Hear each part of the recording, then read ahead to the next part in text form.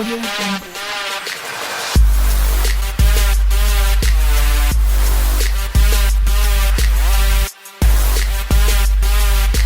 Audio Jungle.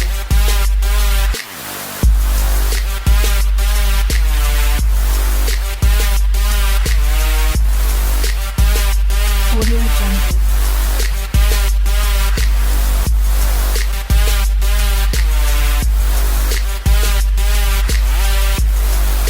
Audio Jungle.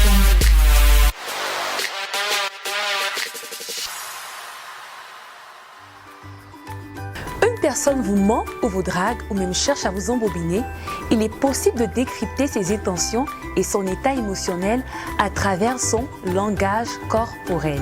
C'est notre sujet du jour, alors ouvrez grand les oreilles, surtout si vous êtes petite comme moi, et suivez-nous jusqu'à la fin.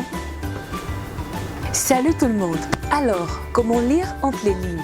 Pas d'un cahier bien sûr, il s'agit de décrypter le langage corporel de quelqu'un pour savoir ce qu'il veut véhiculer à travers les mots qu'il vous prononce. Alors pour cela, nous vous avons concocté quelques petites astuces. Commençons par la première. Le premier élément, c'est le sourire. Vous savez, il est vraiment difficile de forcer un sourire ou de faire un sourire sur commande. C'est pour ça même que lorsque nous prenons des photos, nous avons un peu des sourires forcés, à moins que vous soyez des professionnels. C'est quoi le secret pour les sourires? Il se situe au niveau des yeux, on dit les pattes doigts. Lorsque vous souriez, elles se plissent, ça c'est un vrai sourire.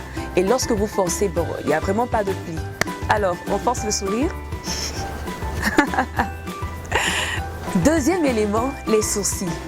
Aussi, les sourcils est un signe de surprise. Lorsque nous sommes inquiets ou surpris, ou que même nous avons peur, nous haussons les sourcils en signe de gêne. C'est un peu comme le sourire avec les plis des yeux. Voilà.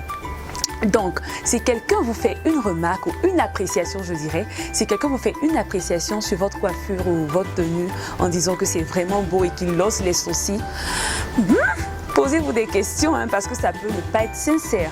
Il est peut-être surpris de la laideur de votre coiffure, qui s'inquiète même pour vous et qu'il a vraiment peur. Alors ne prenez pas les gens au mot. Troisième élément, la voix. Votre registre vocal marque votre intérêt pour une chose particulière. Lorsque vous baissez le ton de votre voix ou que vous haussez le ton de votre voix, cela montre que vous êtes peut-être intéressé ou pas par une certaine chose. Je prends un exemple. Lors d'une conversation amoureuse, les femmes ont tendance à un peu chanter, à adoucir leur voix pour séduire évidemment leur amoureux. Quant aux hommes, ils grossissent un peu la voix pour charmer les femmes. Quatrième et dernier élément, les gestes identiques. Lorsque vous avez un rendez-vous avec quelqu'un, il vous arrive de faire les mêmes gestes que la personne. C'est bon signe. Cela veut dire que votre langage corporel correspond à celui de votre interlocuteur et que vous vous entendez parfaitement. Je prends un exemple. Au cours d'un rendez-vous amoureux, ou lorsque deux personnes sont en cours de... Vous voyez ce que je veux dire?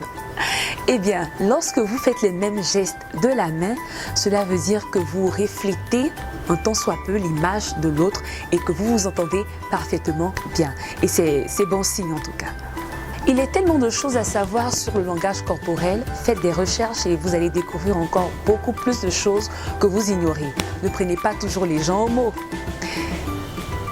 Passons à la rubrique « Saviez-vous que ?» Saviez-vous que ne pas sourire retarde l'apparition des rides? Et même des célébrités américaines se prêtent au jeu en gardant la mine serrée ou le visage fermé. Non mais enfin, le sourire c'est la vie, le sourire c'est la chaleur. Communiquez cela aux autres et en plus, c'est une arme de séduction massive. Bon, là, va falloir prendre en compte certains facteurs. Par exemple, la belle dentition. Parce que si vous avez des dents tordues ou déformées, bon, c'est pas vraiment séducteur. Mais c'est juste pour rire. C'est tout pour aujourd'hui. J'espère que vous avez aimé ce numéro et à samedi prochain.